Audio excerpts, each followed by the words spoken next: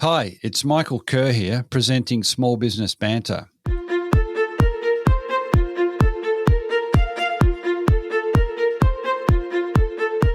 A healthy micro and small business sector means a successful economy and a more vibrant society. Small Business Banter is about helping regional business owners better prepare for current challenges, but also for the next stage of business success. I'm Michael Kerr, founder of Kerr Capital, advisors to business owners.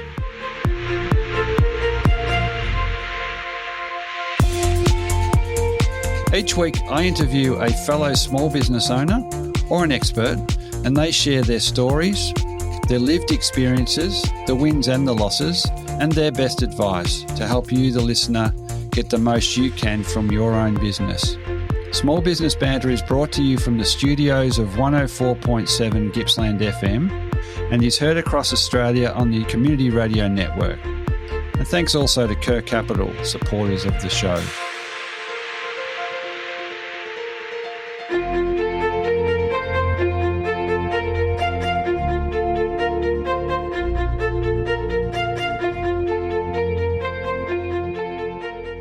Social enterprises and for-purpose businesses are a fast-growing part of the not-for-profit sector and also the broader economy. Incredibly energetic and innovative, these social entrepreneurs are fixing problems and supporting under-supported causes. These same social entrepreneurs face issues that all business owners face, but especially when it comes to the challenge of exiting their business. While exits are part and parcel of the for-profit sector, they're new ground when it comes to the young and formative social enterprise for-purpose sector. It's definitely has added complexities for the founders, but all of the founders of these social enterprises are going to need to deal with an exit at some point. As a result, I've created this series focused on this very topic. Over the next 4 weeks, I'll interview 2 social entrepreneurs and they'll share their first-hand experience when their opportunity to exit came about. First up is Roz Campbell from Tsuno.com.au, Tsuno.com.au. Tsuno is a social enterprise that sells disposable, sustainable bamboo pads and organic tampons. 50% of their profits are donated to charities that empower women, including One Girl, Share the Dignity in Others. Anyway, let's go to the first part of my interview with Roz. So on today's episode, we have Roz Campbell. Roz is the founder of Tsuno, and just about now she's going to tell you about Tsuno and her personal background and some of the experiences she had in relation to a potential sale of Tsuno. Welcome to today's call, Roz. Thanks, Michael. Really great to have you on. So just to get us rolling, could you give us a little bit about your personal background, because you had an interesting entree into business, and also where your Tsuno business is at today? Okay, so I guess my personal background professionally was that I was still studying at uni when I came up with the idea for Tsuno. I was studying industrial design at RMIT in Melbourne, and I'd kind of had a focus on furniture design as being my professional trajectory. And an incident in Europe kind of changed that. Basically, the incident was that I got my period, and I was staying with a friend, and I called out to her from her bathroom because I didn't have any pads or tampons with me, and I was like, could I have a pad or a tampon? Do you have any? And she informed me that she didn't use those, and I was kind of left like quite shocked, being like, well, what do you use? What are you talking about? Like, what else is there? And what followed was her like educating me about the menstrual cup. And this was in 2011, I think. Yes. And so we went and bought one, and then I was really excited about it, this concept of a reusable product that you only have to buy once every 10 years, and it's really good for the environment. And I got very inspired, and I took it back to Australia and tried using it, and had some kind of it wasn't perfect for me. I felt like it had a great idea, but fell short in terms of like the usability. But it was looking like it lined up with your personal thoughts and values around sustainability and yeah, that's right. So I was quite excited about it. It was the first time anything other than furniture had excited me, and I spoke to one of my lecturers about it and told her that I wanted to work on it as one of my major projects to try and look at the things that I felt were lacking in the design. And I think she found that quite interesting, and she invited someone who had started a charity called One Girl to come and talk to our class. And this is kind of a bit off topic, but this woman, she had started this charity, and they realised it was basically sending girls to school in Sierra Leone who had their basically weren't able to go to school because of a various number of reasons, but predominantly being because they live in poverty. And they realised after a while that the girls weren't going to school when they had their periods. And so they started a program called Launchpad that basically made it easy for the girls to keep attending school when they got their period because they were able to access sanitary pads. And is that and so that was like a further incentive for you that this was a business that you wanted to go after and create? Yeah, well, this is what sparked it for me. I was like, maybe I could do sanitary products, start with the product that women in Australia are comfortable with, make it more sustainable, and support this charity at the same time.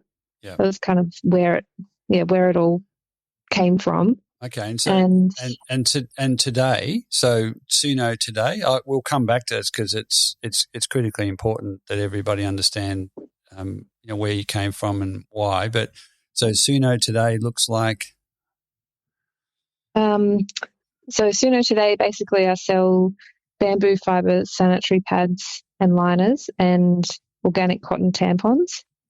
I offer them in retailers around the country and internationally, and also sell online, like direct to the consumer through a subscription model, and also just one-off sales. Yeah. And we donate half our profits to One Girl, that charity that I mentioned before. Yeah. So that, and when that guest lecturer or that came in, or when was that? What year? 2011. 2000. So it's so the business has been going that whole 9 years or thereabouts, and you've had. It took me a few years to motivate myself to get started, and I officially started in 2013. I started writing my plan. Yep. And then I launched it in 2014 with a crowdfunding campaign. Okay, and you even today you still have One Girl as your partner. Yeah, that's right. Not for profit or social enterprise. Mm. Yeah, so it sounds a common experience. A lot of personal things went into the creation of a business opportunity. Something happened and sparked this moment where you thought, I've got to do something about that. So Small Business Banter is about championing the idea of small business ownership, but also about documenting, sometimes where it all ends, which is often a sale, but sometimes not. So the ensuing years you built, from 2013, 14, you built a business, and it was probably a couple of years ago that you had a near exit experience when someone essentially knocked on the door and said, they really like your business, we'd like to buy in. Is that the sum of it? And that's what happened. Do you want to kind of go what I know there's confidentiality, etc., but could you just give a bit of a sense of what happened? So I was kind of burnt out. I can reflect back and see that that's how I was feeling, because I do still do most of the operations on my own. It's still very small business. And, so I was feeling quite, I guess over it is probably a good description of how I was feeling. And this woman contacted me out of the blue probably at a great time for her.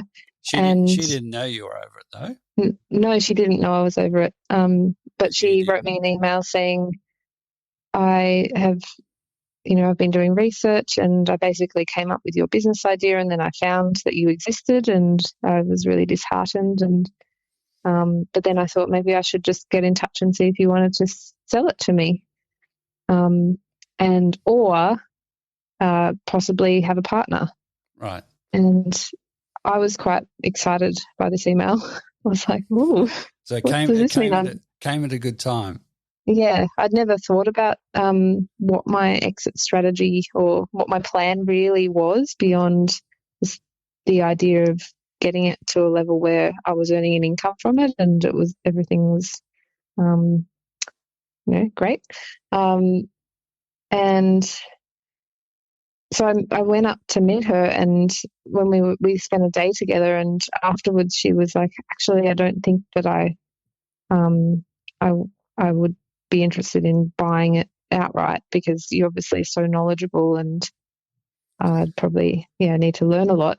And so she proposed a partnership after that meeting. Right. But so the sum of it was you got really excited because you're feeling like I'm putting a lot of time into this thing, and perhaps, I mean, there's a point where every owner, there are points where owners get to where they put a lot of time and effort in, and things maybe not quite going to plan. So yeah, and you start questioning your strengths and what, like if things aren't changing faster, is it you? And could bringing someone else on board make it better? Yeah, but the interesting thing is that that you didn't reach out to anybody, did you? This is like a random, a well considered, but a random yes. Proposal from somebody that you'd never met before. But so it was exciting because the timing was good. Can you just describe what it was like to get that call or that email? What was in it? What made you excited? What made you daunted? I guess I was excited because it was someone saying that they thought that what I was doing was valuable. And I was like, I guess that's a personal self-esteem kind of thing, but the concept of maybe I could hand this over to someone else, that's really exciting. And my nature is to always be thinking about new things. So that was probably the main thing going on in my head, was like, oh, what could I do next if I handed this over? Yeah, I'll take the check and I'll move on. So yeah, you might have leapt ahead a little bit at when you first got the email. Yeah, definitely, probably. Okay. But I was also a bit cautious. Like I was like, I don't know this person from a bar of soap, and I need to like go and meet her and really suss her out and get references and all this stuff. Yeah, because it is your baby as well. That the idea is that you're handing this over, and you want to make sure that the person has the right intent and vision that. Yeah, so you described at the moment, at that time, it was a case of this person has made the approach. You're in at the bottom of a cycle where you're not feeling so great about the business, but it sounded like she'd done some pretty good analysis and did think this was a pretty good fit for what she wanted to do, but she didn't have any understanding of what the finances were of the business. No. Right. So no, and or even what was involved. It came out like in the end, it was a big learning curve for her. Right. Working with me. Okay. So you rightfully decided that this might be of interest, and you jumped on a plane and went wherever to try to work out who this person is, and initially thinking that you might be able to sell, but at the end of that first meeting, she made it clear that it was more likely that she would want a joint venture in some way with you. Yeah, that's right. So these sorts of, like I call them in industry terms, off-market sales are happening more and more, where owners, just going about their business and they get a call out of the blue, and it's sometimes it can be a really good time for them. Sometimes it's not the right time. So how you handle that first response is really critical, because at some point most people do want to sell. So even if it's not right time now, you want to kind of harvest that interest and play it out to see if it's actually legitimate. Maybe it changes your plans. But so how did you go about going to wherever you went to, and then, sitting down across the table from someone you'd never met and talk about your baby, your business, and really what were you thinking? How did you go about assessing this person as someone who you might want to sell to initially and then later as a potential joint venture partner? I think I probably went pretty unprepared, but I'm very honest, and I probably told her a lot that she wasn't expecting to be told. But I feel like honesty in that situation, like they're going to find out eventually if they're going to go through your finances, and like if they're serious, all these things are going to happen down the line. So I was very honest with her, and but I also was just interested in knowing more about what her professional background was, and her skill set and experience. So you were open to the idea that perhaps they could bring something to help grow the baby and grow the business. Yeah. Definitely, and because we'd already had a phone call before I decided to go up there, and in that phone call, she explained a bit more about her current business that she owned, and how she built that, and so it was very friendly. I think. Yeah. And I think maybe from that day that we were planning to spend like an hour or two in our first meeting, but we ended up staying there for about 6 or 7 hours at this cafe. Poor cafe owners. How many coffees did you buy in 6 or 7 hours? There were a lot of croissants. We had lunch. We had we had so many different things coming. But I think my approach probably was very open and, personal. So you how quickly into the conversation did you start to realise it's probably not a sale and it's more of a joint venture? Was that only at the end? I think I think it was because I didn't go there with the intention of, yes, I'm definitely going to sell, and I wasn't clear on what I wanted to do. So I think through that conversation, I probably encouraged her down the joint venture path more than outright selling it. So because of my uncertainty, right? Yeah, which is interesting because uncertainty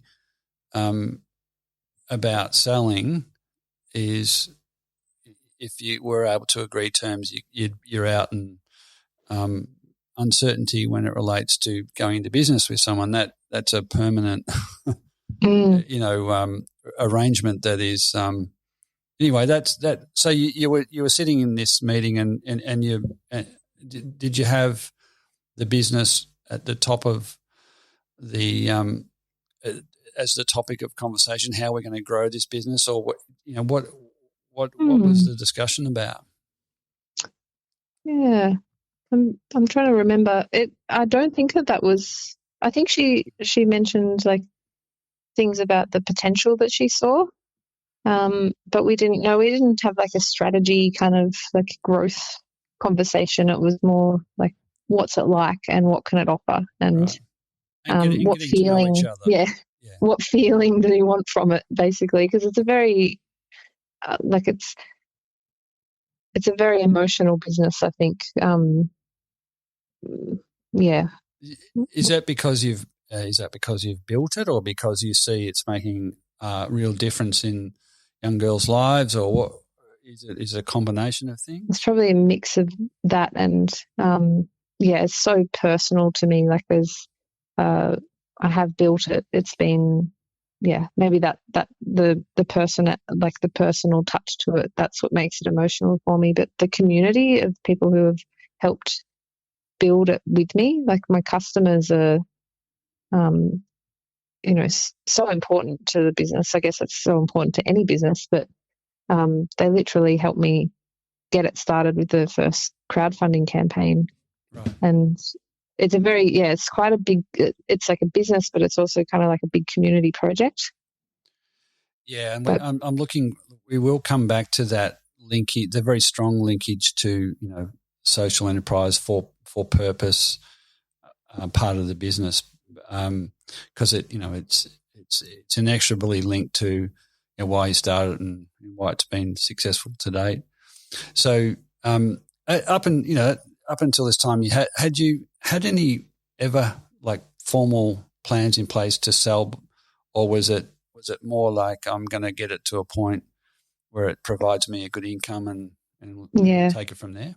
I never really thought about a plan to sell it. It was more my goal was to work hard on it for a while and then get it to a point where I can afford to employ people to do the jobs that I don't like doing. And then, basically that was as far as I saw through my vision.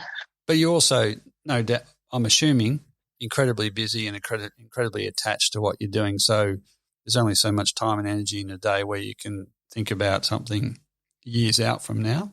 Yeah, that's right. Planning is really hard for me. Planning's hard for everybody, particularly everyone bangs on about exit planning and look, you're in an age group where it's not, it doesn't need to be your first and foremost thought, but the older you get, the more you need to plan, but it still takes an awful lot of time and energy. So this is why these off market or random approaches are happening more and more. And there's a lot to be learnt from your experience in the way you went about handling that. So, when you had this, you got to the end of this day one. What happened then? What were the next steps agreed with this potential partner? Well, we, if I can remember correctly, we signed like non-disclosure agreements for each other, and I sent over my finances. And did you get some advice on the protocols there of getting an NDA, etc.? I actually followed her lead. She was really professional, and I'm really grateful that she put forward I definitely followed her lead. Yep. I didn't have advice. I was like, oh, okay, yes, that sounds good.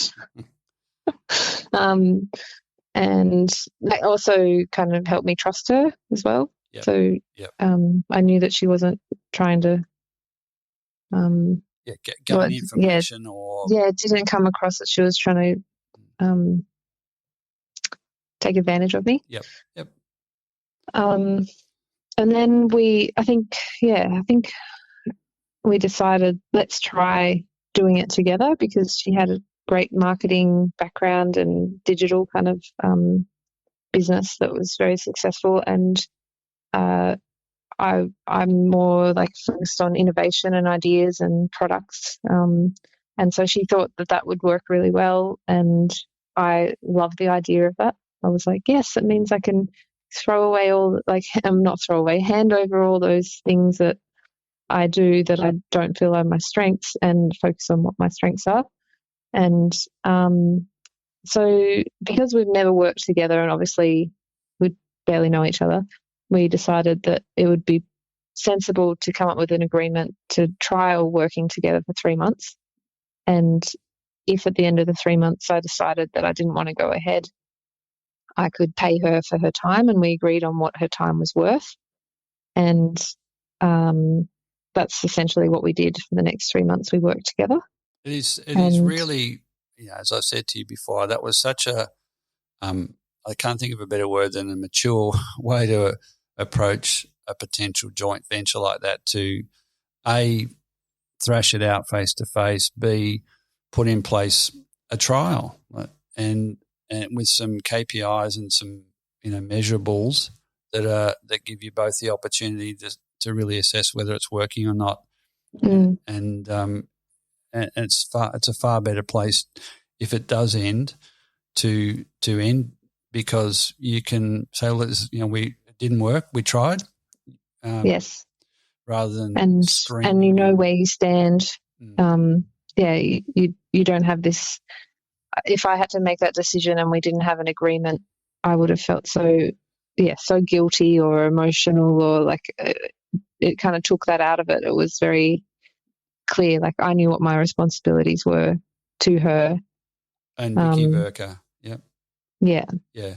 And it sounds like it was based on an understanding that you do certain things well, she does certain things well. So 1 + 1 might equal 3 if this goes to something like to plan.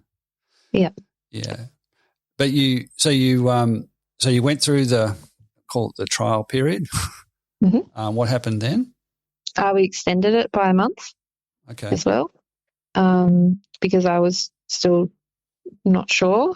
That was part 1 of my interview with Roz Campbell. Some outstanding insights and learnings in there for all business owners, frankly. The second part will play out next week, and Roz will get talking straight away about how she comes up with a really pivotal decision in relation to that business partnership. The podcast version will be available on the Small Business Banter podcast the week after next.